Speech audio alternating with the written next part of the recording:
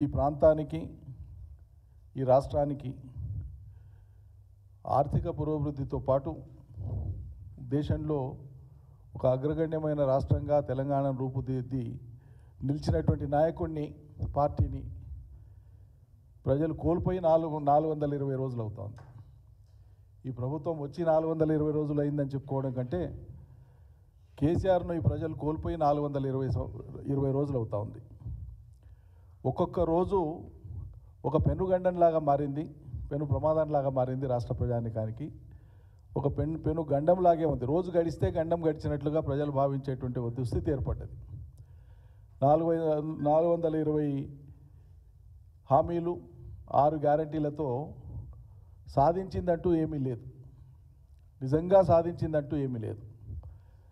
గాలి మాటలు ఢిల్లీ మూటలు తప్ప 14 నెలల కాలంలో ఈ సర్కార్ సాధించింది ఏమీ లేదు. చెప్పినటువంటి గొప్పలు, చేసినటువంటి భాషలు, ఆడినటువంటి మాటలు ఆకాశాన్ని అంటుకున్నాయి.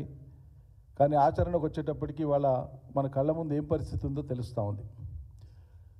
మిర్చి రైతులు రోడ్డెక్కినారు, వేరుశనగ రైతులు రోడ్డెక్కుతున్నారు, పత్తి రైతులు రోడ్డెక్కి అలసిపోయినారు.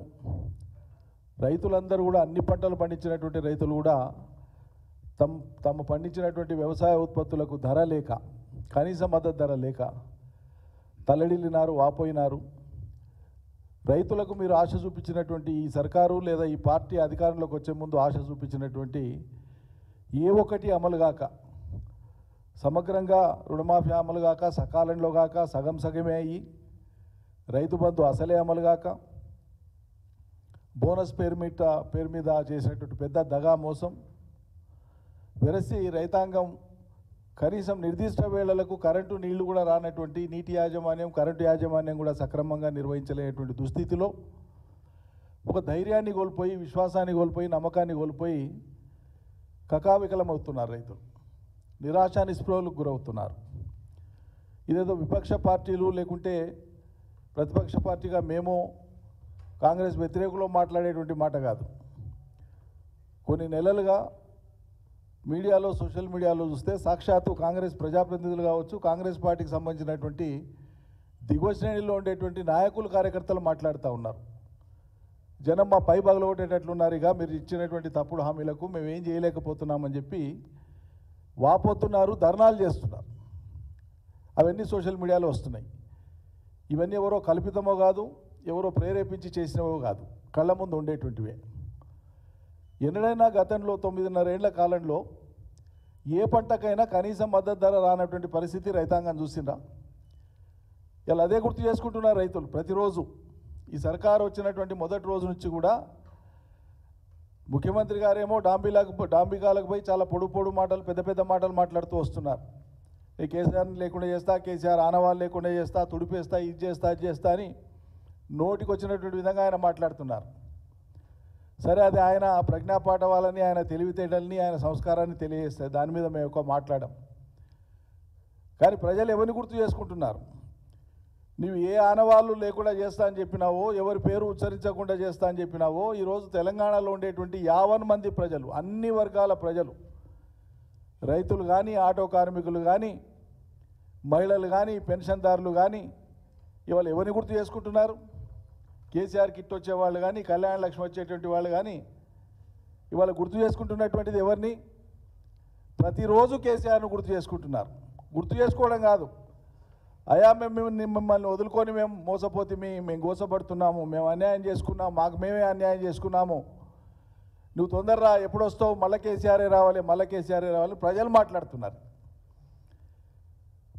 బీఆర్ఎస్ పార్టీ నాయకులు, కార్యకర్తలు మాట్లాడే మాటనో నినాదమో కాదు ఇది.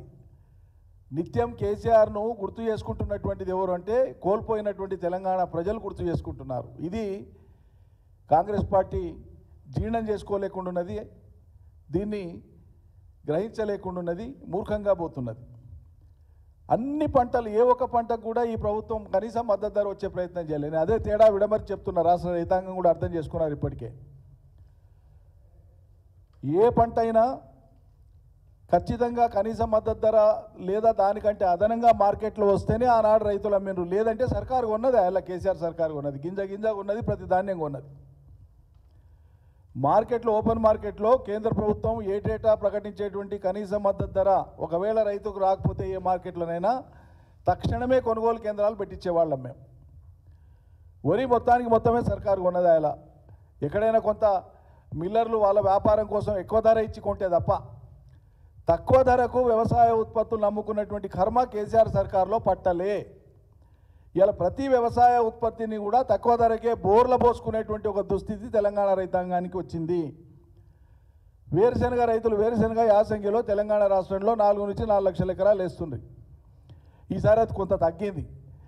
తగ్గిన ఉత్పత్తి కూడా ఈరోజు మార్కెట్లో 8,000 పైచీలకు ఉండాల్సినటువంటి ధర ఇలా 2,000, 3,000, 4,000 రూపాయల లోపే అమ్మి మొత్తం దళారులు కొంపలు తోసేస్తున్నారు రైతులకి. సిగ్గు అనిపిస్తలేదు అసలు కాంగ్రెస్ ప్రభుత్వానికి కొద్దిగన్నా? కనీస మద్దతు ధర కంటే సగానికి సగం పడిపోయి ఇలా రైతులు అమ్ముకోవాల్సినటువంటి ఒక అనివార్య పరిస్థితి ఏర్పడితే ప్రభుత్వం ఇంటర్వ్యూన్ కాదా? ప్రభుత్వం యొక్క ఇంటర్వెన్షన్ ఎప్పుడు ఉంటుంది? మరి దేనికి ఉంటుంది?